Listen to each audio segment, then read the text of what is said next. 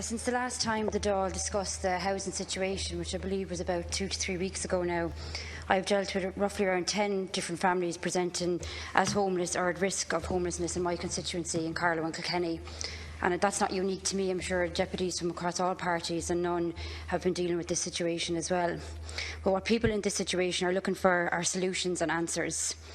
It is not acceptable that in 2016 it has become almost normal for families to call a hotel or a B&B home. And I think what often gets forgotten about in these discussions are the families of the individuals that are living in overcrowded situations, those that are relying on family members or friends to accommodate them in their sitting room or a spare room. There's obviously a huge amount of worry and stress for people living like this, and I think we sometimes forget the extremely negative impact this is having on people's mental health, and particularly our children. Our children deserve far better than this. There are 1,881 children recorded as being homeless at present. The last day I spoke on this, I said that I think we need two sort of approaches to this. We need a long-term solution, and obviously that's to start building social housing. But in the interim, we do need short-term solutions for the families who are either living in those very overcrowded situations or who are living in hotels and B&Bs. We need to look at introducing rent certainty and look at overhauling all state supports in the private rental market as an immediate measure to help people. But we also need to address the issue of evictions and house repossessions. The banks must be compelled to negotiate with people.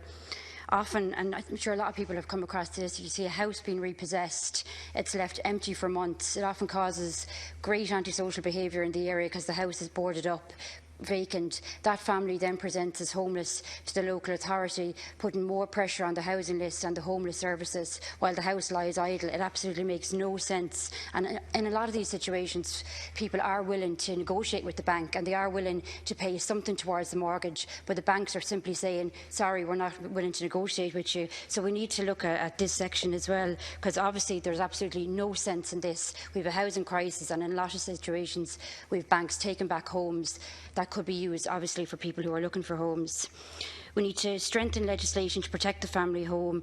And just finally, in conclusion, I welcome the creation of this cross-party subcommittee, because I do think we need to be focused on solutions and answers. That's what people elected us for, and that's what people want to see. There's an awful lot of despair in relation to the housing problem, and I'm hoping that this subcommittee, it's cross-party, will be able to come up with solutions, both short-term and long-term, for the housing crisis. Thanks, Chairperson. Thank you.